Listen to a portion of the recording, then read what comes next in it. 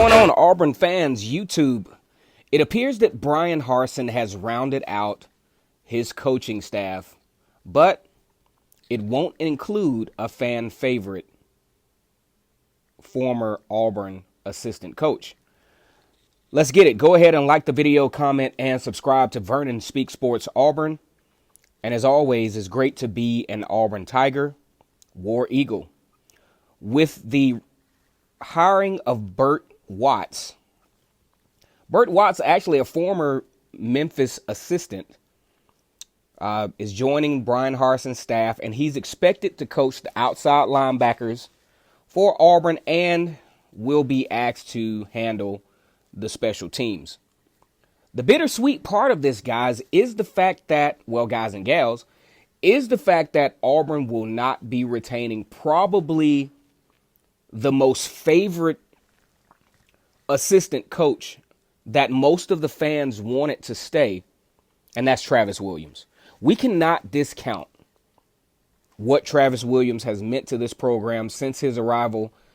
He was a graduate assistant back early in his career at Auburn, but then returning to Auburn as a linebackers coach and then getting the promotion in 2018 as not only the linebackers coach, but the co-defensive coordinator. It appeared, let's just say, as long as Gus Malzahn would have been retained at Auburn, he may have even been a sure shot to be a defensive coordinator at Auburn. And instead of Derek Mason being the first African-American defensive coordinator at Auburn, it would have been Travis Williams. But unfortunately, as we know, Gus Malzahn was fired immediately after the season finale against Mississippi State. There were spiraling rumors. I mean, it was thought that Travis Williams was a sure shot to remain on Auburn's football staff. But as it turns out, with the recent hiring, well, actually today, hiring of Burt Watts, who has had experience at Fresno State, also experience with Memphis as their linebackers coach for only 1 year. He spent 3 years coaching the Fresno State defense as a defensive coordinator. Obviously maybe capable of doing the job, but yet and still, this is definitely not necessarily a crushing blow, but definitely a sting to the Auburn fan base, at least, because out of all the coaches that were not retained, the fan base was literally crossing their fingers, say, hey, Travis Williams needs to stay. And I by no means disagree. For everything that I've seen with Travis Williams from a perceptual person, from a perceptual standpoint, loves Auburn. He was a linebacker on the 2004 football team, most notably, that went undefeated.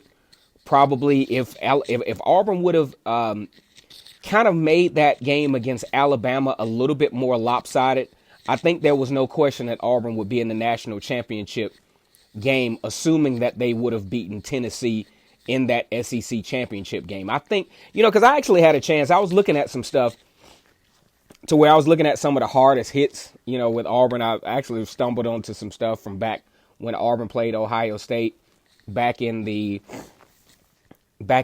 think of which bowl it was, but it was back in Tampa. I think it might have been the Citrus Bowl, where Auburn beat Ohio State in that Citrus Bowl, and the running back for Auburn took a really, really tough lick. Then I looked a little bit further to the 2004 season, which, oddly enough, Travis Williams was a part of that football team. And when Junior Rosegreen hit, I think it was A.J. Green, and A.J. Green was just laid there. Everybody in the stands were like, is he alive? Like, what's the deal here?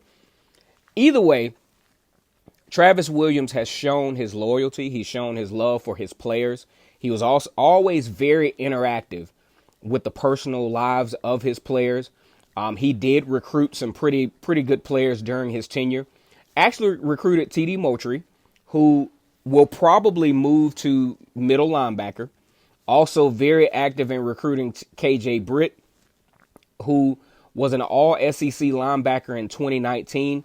His last season was a little abbreviated because of injury, but more than likely KJ Britt will find a spot on an NFL team this year.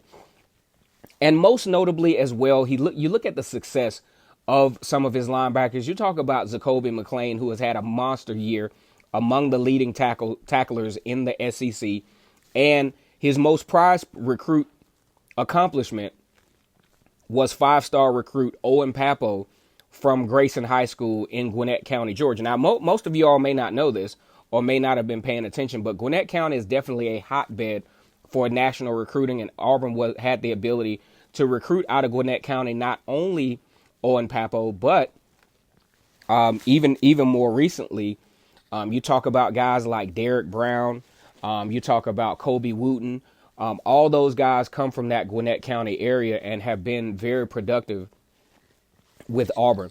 Now, with the new defensive system that's going to be put in place, I think this gives a really good opportunity, not necessarily because Travis Williams is leaving. I think Travis Williams would have been a just as good an asset as Burt Watts will be, assuming Burt Watts will be. But now you're looking at guys on the team that have a little bit more familiarity with the type of defense that's going to be run. And that is the 3-4 set. The only difference is they're going to have to be assigned to two gaps instead of one. So they're going to have to be athletic. They're going to have to be strong. And they're definitely going to have to be able to do a wide range of film study and tendencies of offensive linemen and formations to see which will more than likely be the gaps that you want to hit the most. But I'm telling you guys, this is definitely a very bittersweet loss for Auburn as Travis Williams exits. Definitely best wishes to him, and a huge War Eagle to Travis Williams for his efforts on the Plains. Kennard Vernon Stewart for the podcast. Like the video, comment, and subscribe. And as always, it's great to be an Auburn Tiger, War Eagle.